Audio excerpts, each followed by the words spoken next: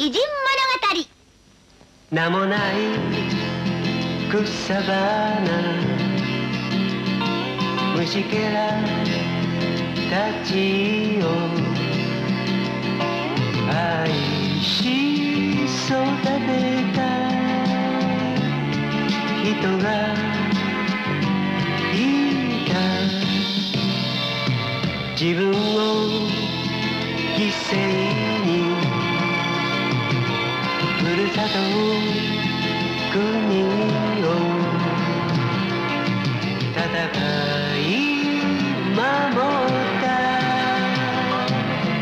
人もいた。後に続け青春たちよ、後に続け遅くはないさ。急ぐことは難しいが、時に振り返ることはもっと難しい。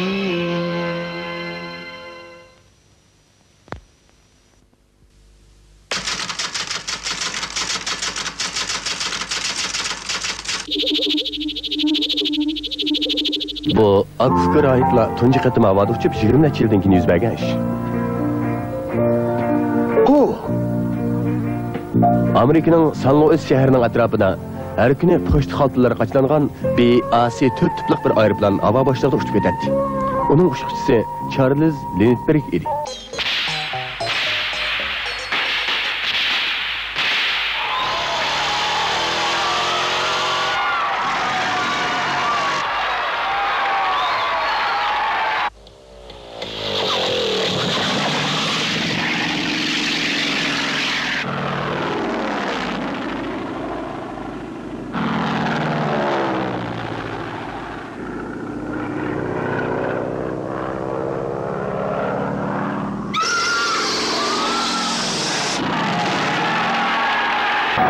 Lindbergh 18 yoshga kirgan chog'da bir kuni aeroplandan iborat bu ajoyib narsani ko'rib qoladi. Nima? Sen oliy maktabda o'qimamsan? O uçqışı bo'laman deydi. To'g'ri. Men de helila o narsaning ko'k osmon uchib ketib etib, yo'qolib ketganligini ko'rdim. Shunga men uçquch bo'lishga qaror qildim. Qandaq, dada apa, bo'lamdi? Shundaqdimi? Buncha aldirab ketmasang bo'ladi. Shundaq. Oliy maktabni bitirgandan keyin andin bir qaror qilsangmi bo'ladi-ku. Bo'lmaydi. Avasiya serik o'miga hozirli bir yo'l qarab yo'lga chiqdi. Va yuktaqlarimni yig'ishtirib, darhol ma'mulsam ularga yetishmayman. Qarg'anda xeli uzun mezgildan keyin ko'rishadigan o'xshaymiz. Bu bolaning mijozi zodi kimni tatgan bo'g'aydi? Charles. Nemish dada? Charles, bizning yurtimizda naytu burullamındaq bir temsil keng taralgan edi. Bir rahib suni etkeş bilen toşup işido. İki rahib ten kötürüp akilip işido. Üç rahib susuz kalıdo. Charles, adam başqalağa tayınıvanmaslığı gerek. Öz küçüge tayınıp can beqish gerek. Rahmet dada. Xayr xo'sh apa.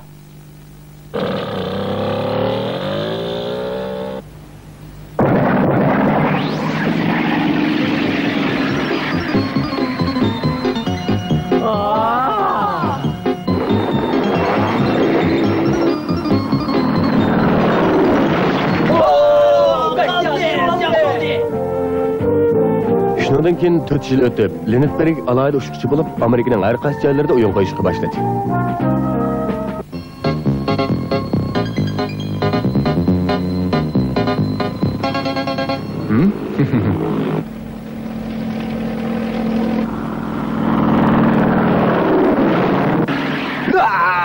O yangi qo'nishni yana unutib qoldi. Charles, darhol qaytib kel. Alohida mahorat ko'rsatish uçuşchilardan pochta xaltalarini to'shadigan uçuşchi bo'lgan Charles ilgari ketimi bakrak havo boshlig'iga sayohatga qiziqadigan bo'lib ketdi. Abla motorda chatoq chiqdi.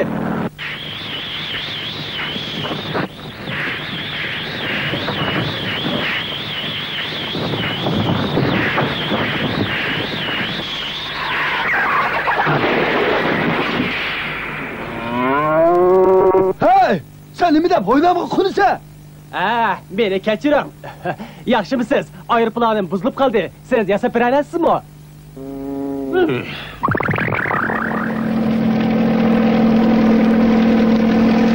Amaliyotda Charlesning uchish texnikasi nihoyat yuqori edi. Kasbdoshlari uni az uchiradigan yaxshi uchiqchi deb ta'riflashyapti.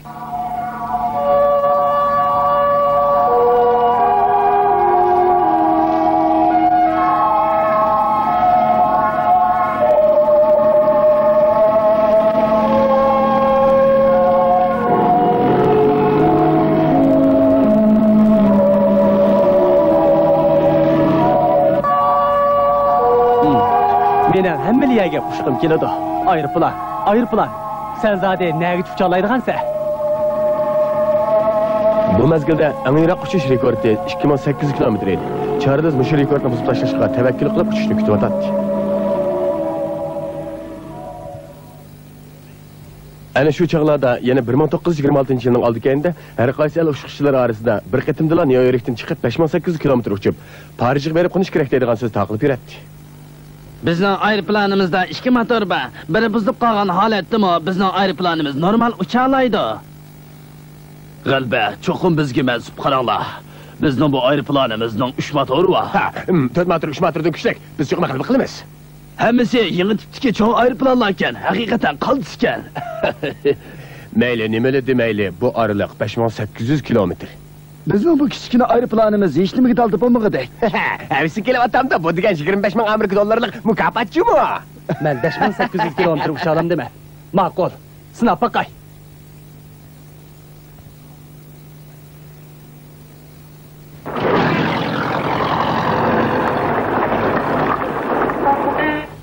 Nima? Sen Nyu-Yorkdan Parijga uchaman demsa, undaqda sen meni yordam qil deysa, shundaqmi? To'g'ri deding. Men 5800 kilometr uchaman. Shunga yangi aeroplan kerak. Hozir kishilar bas munozara qilishayotgan ilk aeroplanlar muvaffaqiyat qozonmasligi mumkin. Amsa sana eng yangi tipdagi 5 motorlik aeroplan kerak ekanda? Shundaqmi? Birli motor va aeroplan kerak. Chaqchaq qilyapsan. 5800 kilometr uchsajmi? Birli motor bilan texi. Sen chaqchaq qilma. Atlantik okeandan bir motorlik aeroplan bilan uchib o'tamsan, nima qilay deysan? O'lib olay demsan? Ya, boshqa maqsadim bormi? Qaytib ket.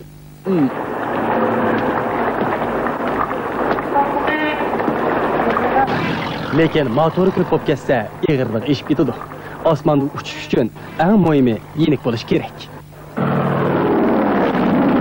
Dal shu chaqda San Luisdagi korxonachi Xalli Wright paydo bo'ldi. Shundaqmi? Bir motorlik aeroplan demsan, bu o'zadi qanday ekan? Xalli apandi, motor xuddi odamga o'xshash. Agar motorning 3-4 bo'lsa, bir-biriga to'yib oladi. U chaqda texmi chatoq bo'ladi. Shundaqmi?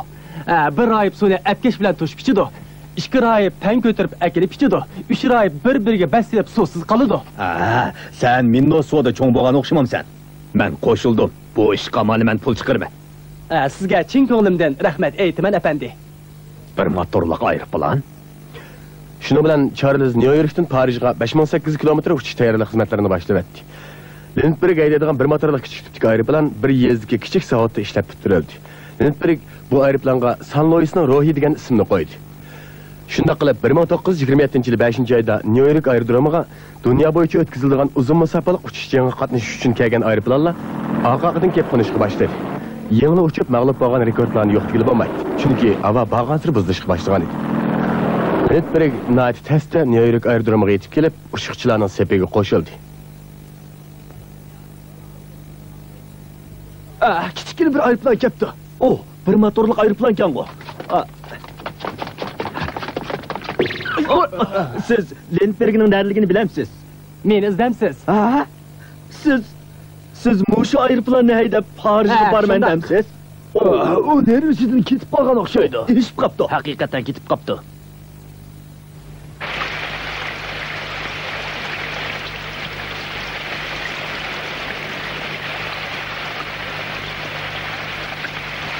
Kechirsiz, siz qachon uchishni o'ylayapsiz? Yomg'ir to'xtagandan keyin. Raqiblaringizni yengishga ishonchingiz bormi? Oxirgi natijasini ko'ring. Muxbirlar, yaxshimisizlar? Sizlarning tayyorlig'inglar qanday bo'ldi? Yaxshi. Shu uchish yo'lining udulida Atlantik okean turibdi. Ana shu yiroq udul tarafda Yevropa bor. Parij ana shu yerda. Oz ko'rildigan bunda qattiq yomg'ir maydonni patqoq qilib o'tgan edi.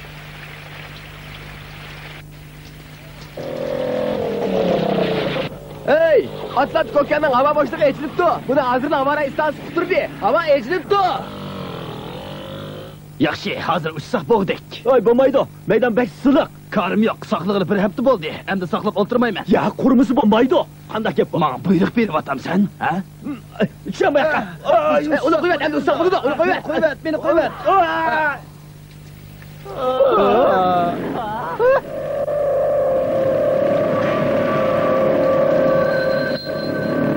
Nyu-Yorkdan Parijga faqat birla odam uchib bora oldi. Ham birla odam uchib bora oladi. Hamma odam bu zodi mumkin emas degan edi.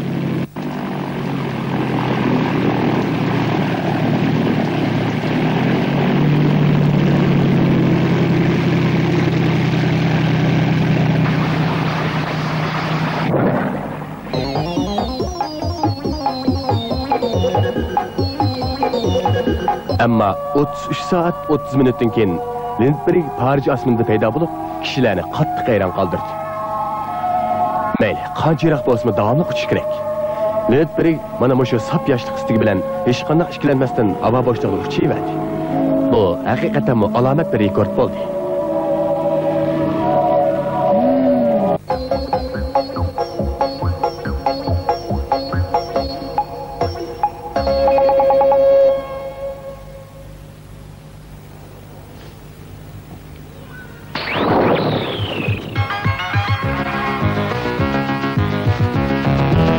Taxminan bundan 100 necha yil ilgari samuraylar davri oyoqlashgan edi. Hamma ishda g'arbchi bo'ldigan zaman yetib kelgan edi. Bu cho'ng o'zgarish davri Meijining madaniyatlik davri deb ataldi. Ana shu chog'larda bolalar nima ish qilgan bo'lgan? So'zlab kelsak, ularda hech qanday o'zgarish bo'lmagan edi. O'yinni o'ynab oxirida o'zaro so'qishadi. Bolalarning dunyosiga madaniyatlik davri hech qanday ta'sir ko'rsatmagan edi. Sening dadang amaldor bo'lgan bo'lsa, bu qanchalik ishdi? Sen haramzada o'tib ketgan qo'rqinchoq bir nima?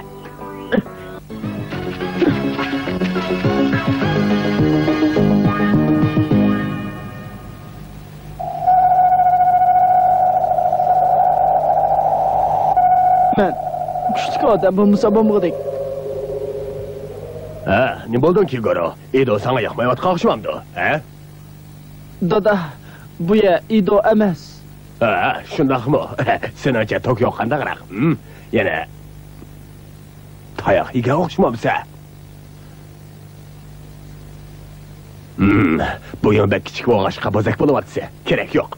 Bundan keyin aql ishlatadigan davr bo'ladi. Kuchlik bo'lish asqatmaydi, Kigoro. Tirishib yaxshi o'qishing kerak.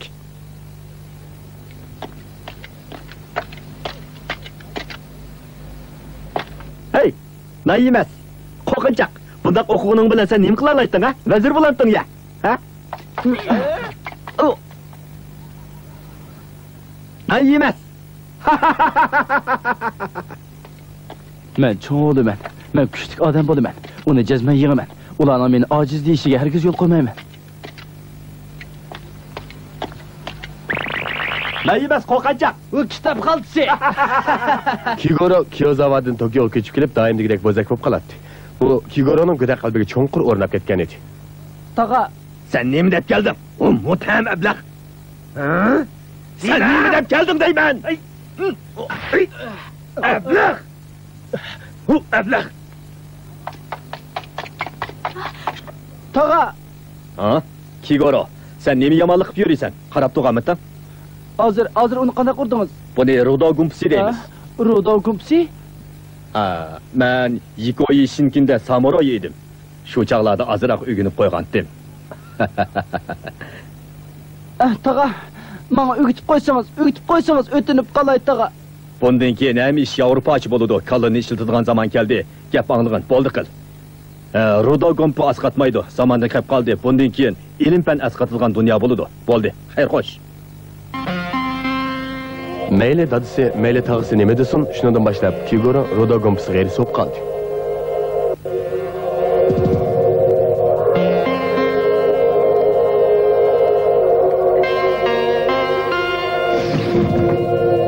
Kigoro Rudo gumpisini o'rganish uchun ustoz izlashga boshladi. Ammo hamma ish Yevropachi bo'lish deydigan madaniyatlik davrida ishonchni yo'qotgan Rudo gumpis ustalari badanni o'g'lash bilan oz to'la kirim qilib kun o'tkazib, Rudo gumpisi o'rgatmaydigan bo'lib olgan edi.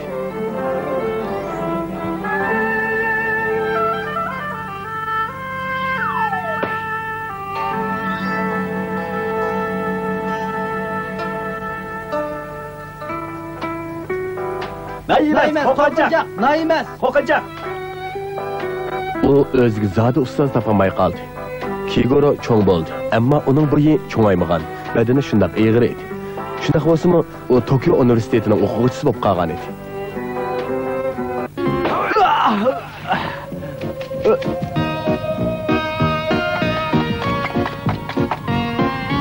Kigoro oxir bir kuni Rudo Gompsi o'g'itadigan bir ustozni topdi. Ustoz, sizga o'zimni topshirdim. Beri kel.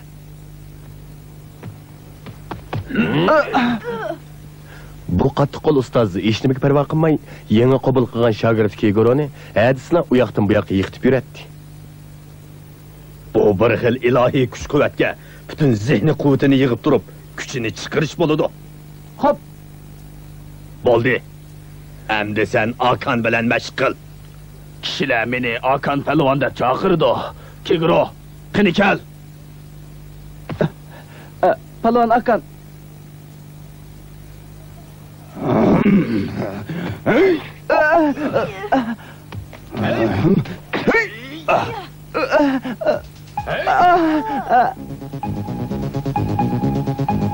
Kigoro jinni tikib qo'yib turib mashq qilishga boshladi. Har kuni darsni tushibla, mayli yomg'ir yog'sin yoki qor yog'sin, u uydan xona xoshiq kelishni davomlashtirdi. U uzib qo'ymay 3 yil mashq qildi. Undaqda hozir u xili kuchli bo'lib qolgan o'xshamabdi. Hozir uning badan muskallari taraqqiy qilib, nihoyat kuchli bo'lib, burunga qaraganda ko'p yaxshi bo'lib ketgan edi. Ammo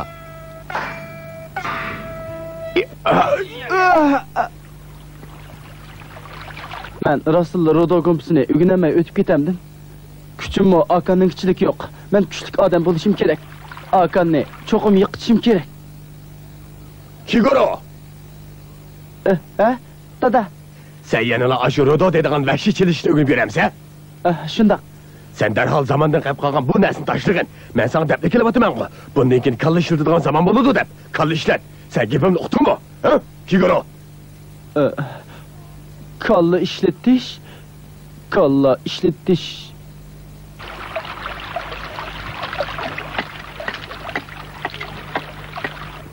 Kalla işletiş.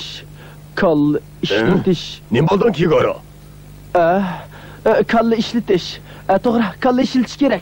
Kalla ishlatmasak, bizdek bo'yi kichiklar, biz kuchimiz yetmagidek. To'g'ri, dal dadam deganga o'xshash, bundan keyin kallani ishlatish kerak. Shundan boshlab Kigoro oliy maktabning kutubxonasida har qaysi yaqindagilarning chelishish nazariyalarini tadqiq qilishga kirishdi.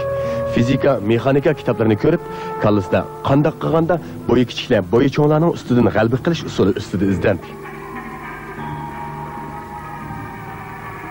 Yerim kuchga urilsa, o'zaro nol paydo bo'ladi. Nol bo'ladi.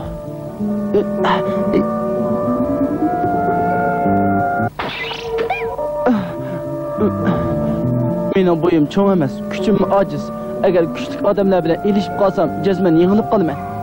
Shunga kuchli bir odam etilib kelsa, qanday qilishim kerak? 7 ulush kuch bilan besib tursa, 3 ulush kuch bilan tortib olsam, to'g'ri. Ikkisini qo'shsam 10 ulush kuch bo'ladi. Aldirma, keling. U butun kuchi bilan yiqitmoqchi. Uning kuchini o'zimning kuchiga aylantirib olay. Aldirmay turib, keling. Bu o'zimning oddigini bilan o'xshash bo'ldi-ku.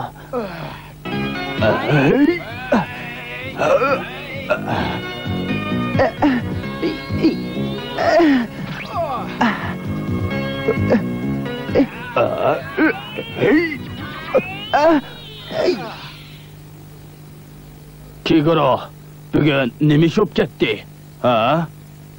Kuch bosiligan oladigan ish yo'q. Mushunday ish bo'ldi. Akan, yana bir qitim ilishayli. Yana chilishamdoq. Ma'qul.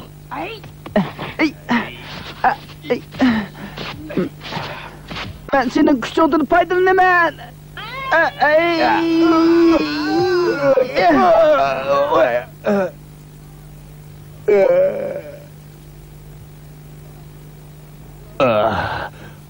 Ustoz, bu zot nima ish? Uqmadim. Kigoro, yana bir chilishayli. Ma'qul. Yana bir chilishayli. Kuchini oldim. Au!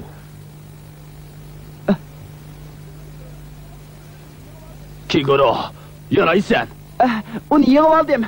Buyum kichik bo'lsa-mu, akani yengib oldim. Yengib oldim. Yengib oldim. Buyum kichik bo'lsa-mu, aka palvonni yengib oldim.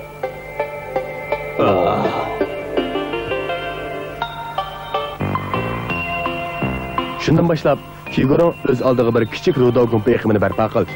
U har tarafdan izlanib, har qaysi iqimlarning ortiqchiligini qabul qilib, hamda asta-asta har qaysi iqimlarning texnikasini birlashtirib, yaqinqi zamondagi yangi muvofiq tantarbiya harakati bo'lgan rudoni barpo qildi. Kigoro ayni chog'dagi o'zini kuchli qilishdan iborat kichikgina orzusini chiqish nuqtasi qilib, rudoni barpo qildi. Bu rudo gumpisi qaysi chog'dan boshlab zo'r kuch-quvvatga aylanib, nurg'un havaskorlarni jalb qilganligi noma'lum. Uning sehri kuchi davlat chegarasidan olqib dunyoga ta'sir ko'rsatdi. Kigoro yana olimpik rolni tashabbus qilib, tirishib kurash qilyapti.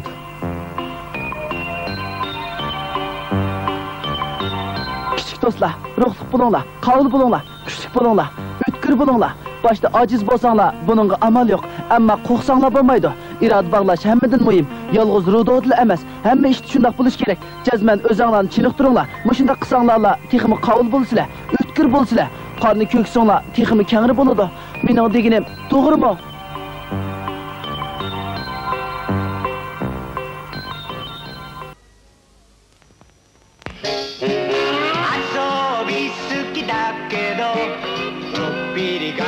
して夏の日盛りもよいしょ働いたよ今でこそ私めは大統領国を司る偉い人でもさ本当はさただのアリ羽目を外してどんちゃかしたいのよねおっとっとっと本分忘れるべからずアリのアリによる